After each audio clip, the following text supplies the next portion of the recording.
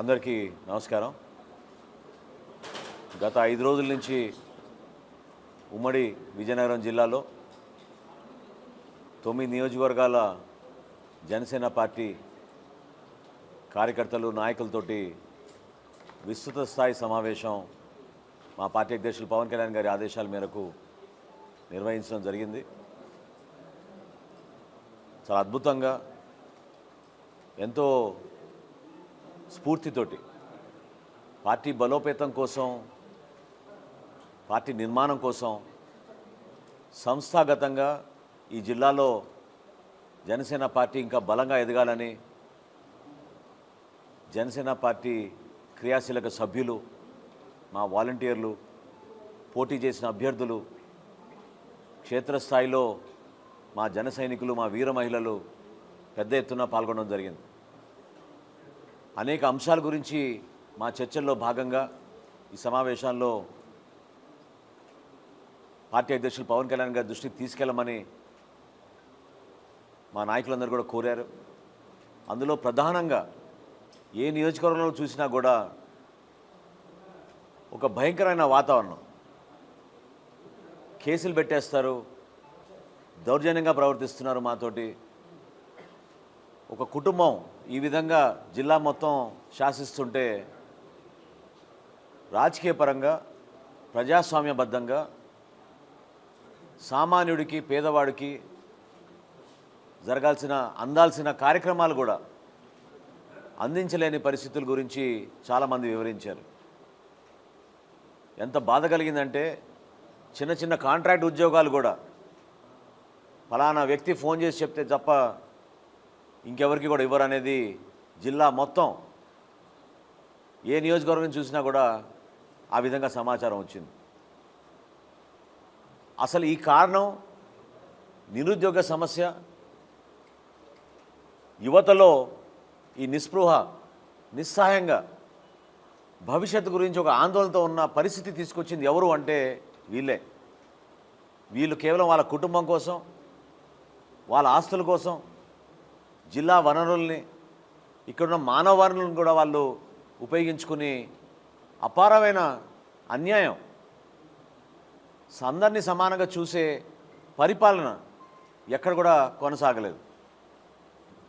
అన్నిటికన్నా ఇబ్బందికరమైన పరిస్థితులు ఏంటంటే చిన్న చిన్న మొత్తంలో డబ్బులు ఖర్చు పెట్టినా కూడా కొన్ని మైనర్ ఇరిగేషన్ ప్రాజెక్టులు ఈ పాటికి పూర్తి అయిపోయాయి. చాలామంది ఆ సాగునీరుపైన ఆధారపడి గతంలో పాపం భూములు కూడా వాళ్ళు నిర్వాసితులుగా వచ్చి అందించడం జరిగింది. కానీ వీళ్ళు మాత్రం ఈ 3.5 సంవత్సరాల్లో ఏం చేయలేదు. ముఖ్యమంత్రి గారేమో ఒక వితంతో వాదనతో ఒక కొత్త సంస్కృతి తీసుకొచ్చి బటన్ నొక్కేశాను, జీవితాలు మారిపోతున్నాయని పదే పదే చెప్పుకుంటూ వస్తారు. కానీ అవే బటన్లు నొక్కితే ఎవరి ఖాతాలో ఎంత డబ్బులు పడ్డాయి, ఏ ప్రాంతంలో మీరు చేసిన శంకుస్థాపనలు ఇప్పటివరకు కార్యక్రమాలు మొదలైనవి, కనీసం పూర్తవడం సంగతి దేవుడి గారక అనేది ప్రతి ఒక్కరు కూడా ప్రశ్నించడం జరిగింది.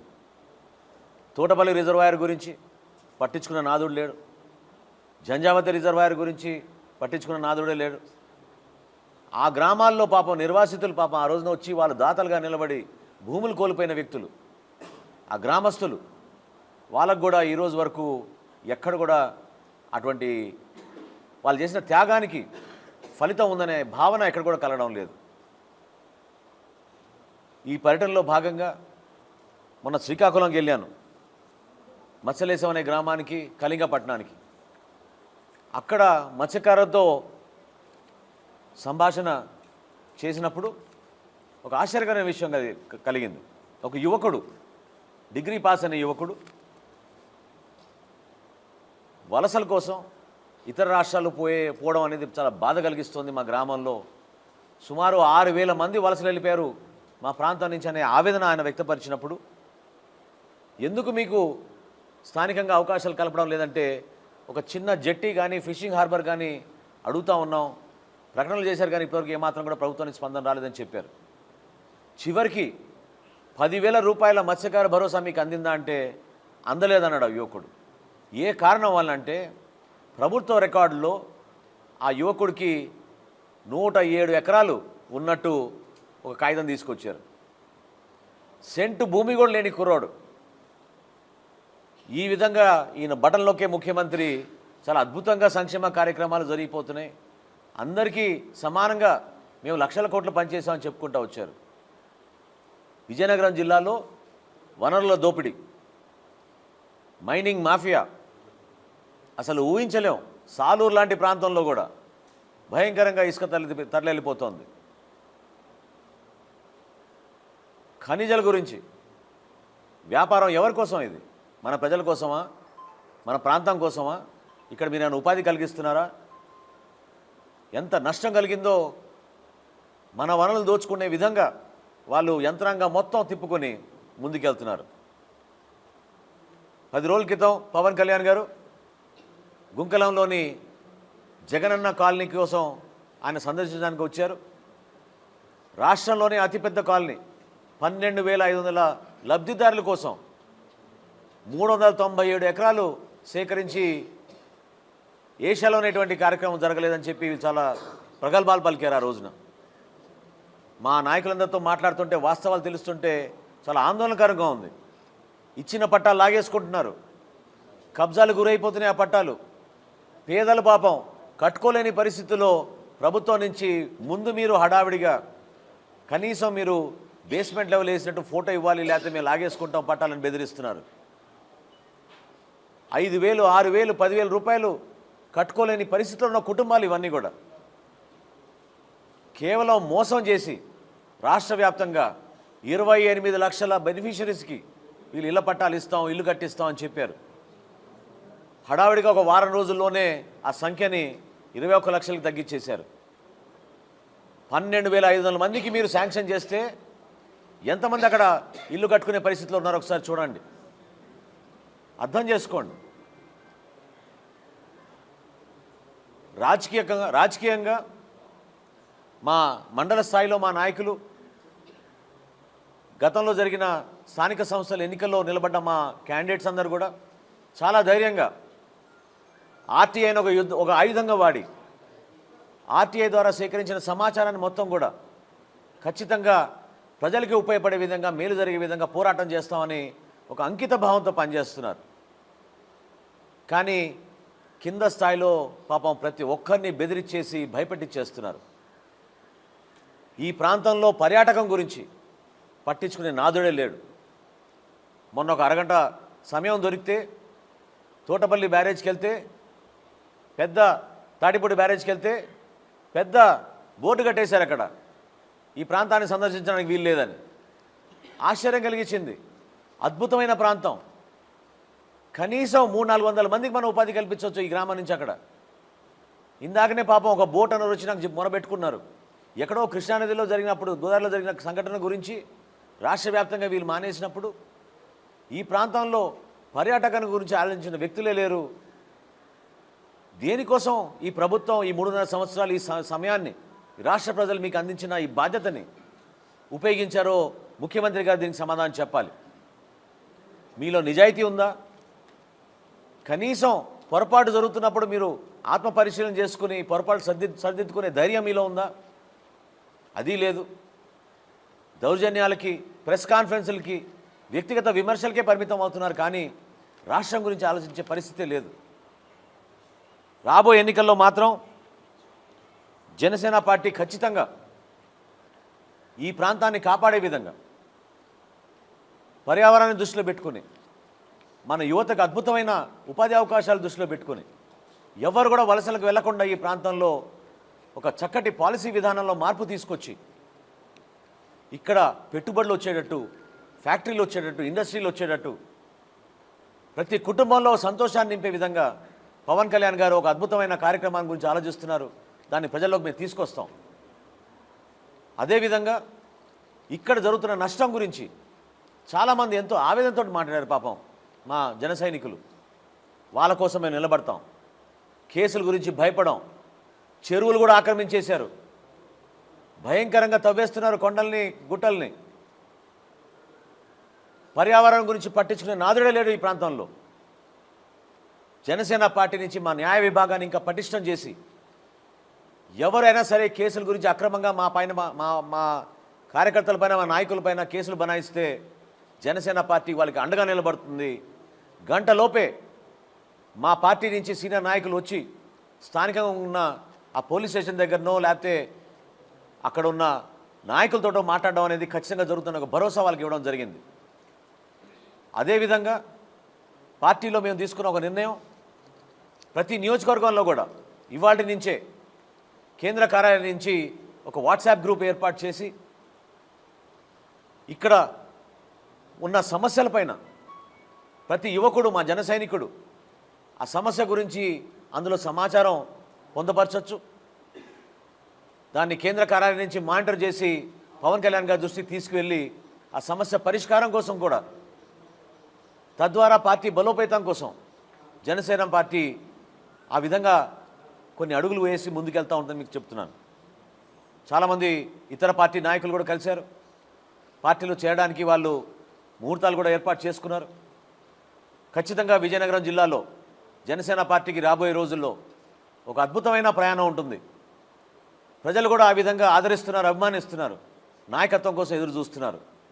గ్రామ స్థాయి నుంచి మండల స్థాయి వరకు మా యువతకు పెద్దపీట వేసి, మా మహిళా నాయకురాళ్ళందరూ కూడా పెంచి వాళ్ళకు బాధ్యత ఇచ్చి, వీర మహిళల్ని ఇంకా పటిష్టం చేసి, మా పార్టీ అధ్యక్షులు పవన్ కళ్యాణ్ గారి ఆశయ సాధన కోసం, ఈ రాష్ట్రం కోసం, కేవలం ఓట్ల కోసమో పదవుల కోసమే కాకుండా మన బిడ్డల భవిష్యత్తు కోసం నిజాయితీగా జనసేన పార్టీ ఒక అంకిత భావంతో ఒక చక్కటి ప్రణాళిక సిద్ధం చేసుకుని విజయనగరం జిల్లాలో చాలా బ్రహ్మాండంగా మా పార్టీని ఇంకా బలంగా ముందుకు తీసుకెళ్తామని ఈ సందర్భంగా తెలుపుకుంటున్నాను. సార్, ఈ 5 రోజుల పట్టణంలో ఇక్కడ స్థానికంగా కార్యకర్తలు కావచ్చు, స్థానిక పరిస్థితులను పరిశీలించడం తర్వాత ప్రధానంగా మీరు గ్రహించిన అంశాలకి ఈ అంశాలు రాష్ట్ర వ్యాప్తంగా ఎలాంటి ఇంప్రూవ్ చేసే అవకాశం ఉంది? కొత్త ఆలోచన కానీ కొత్త విధానాలు కానీ ఏమైనా ఇక్కడ గ్రహించి తీసుకుని అమలు చేసే అవకాశం ఉంది? ఇందాక మీకు ఉదాహరణ చెప్పినట్టు జనసేన పార్టీ ప్రధానమైన సిద్ధాంతాల్లో పర్యావరణ పరిరక్షణ. చెరువులు కూడా ఇక్కడ మింగేస్తున్నారు. విజయనగరంలో పట్టణంలో అన్యాక్రాంతానికి గురైన ఆ చెరువు గురించి, పార్కింగ్ స్థలాన్ని ఏర్పాటు చేసుకుని వాళ్ళ స్వలాభాల కోసం వాళ్ళు చేస్తున్న కార్యక్రమం గురించి చాలామంది వచ్చి పిటిషన్లు ఇచ్చారు.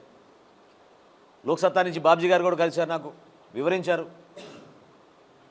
ఈ ప్రాంతాల్లో గిరిజనులు కూడా ఏ విధంగా పెన్షన్లు కూడా అందడం లేదు వాళ్ళకి. ఒక 100% బ్లైండ్ వ్యక్తి పాపం 9 నెలల నుంచి ప్రభుత్వ కార్యాలయాల చుట్టూ తిరిగి విసుకెత్తిపోయి రేషన్ కార్డులో తన పేరు తొలగించి ఇంకో రేషన్ కార్డు ఇవ్వడానికి ప్రభుత్వం సిద్ధం లేనప్పుడు అతనికి రావాల్సిన పెన్షన్ కూడా రావడం లేదు. యాక్సిడెంట్లో కాలు కోల్పోయిన ఒక దివ్యాంగుడు మా పార్టీ నుంచి జన సైనికుడు, అతనిది కూడా అదే పరిస్థితి. కేవలం ప్రకటనలే పరిమితం అయిపోయి సంక్షేమం అని చెప్పి మోసం చేస్తున్నారు. ఈ వాస్తవాలు తెలుసుకున్నప్పుడు రాష్ట్ర వ్యాప్తంగా వీటి గురించి మేము కూడా క్షేత్రస్థాయిలో గ్రామ సచివాలయాలకు ఖచ్చితంగా మా జన సైనికులు వెళ్ళి సమాచారం సేకరించి, ఎందుకు పాపం కనీసం వికలాంగులు ఎదురు చూస్తున్న పెన్షన్ కూడా ప్రభుత్వం ఇవ్వలేకపోతుంది, సంవత్సరం కాలం నుంచి ఎందుకు పెండింగ్ పెట్టింది.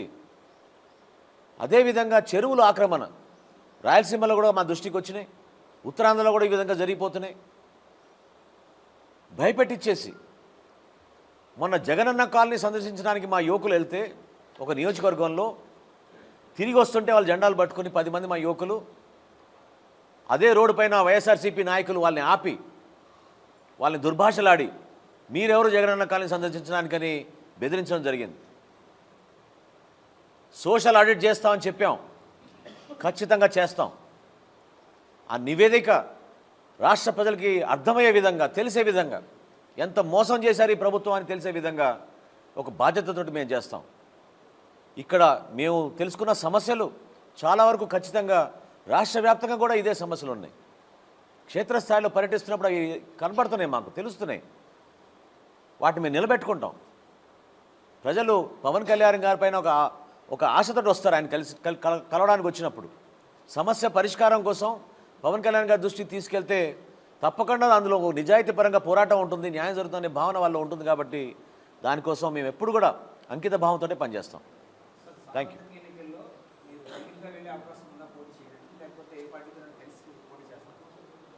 ఏమండి, ఇది చాలా సందర్భాల్లో అనేక జిల్లాల్లో కొంతమందికి ఇంకా అర్థం కాక, లేదా కొంతమంది వాళ్ళ స్వార్థం కోసం రకరకాల పుకార్లు ఏర్పాటు చేసి రాజకీయ అంశాల గురించి ప్రస్తావిస్తూ ఉంటారు.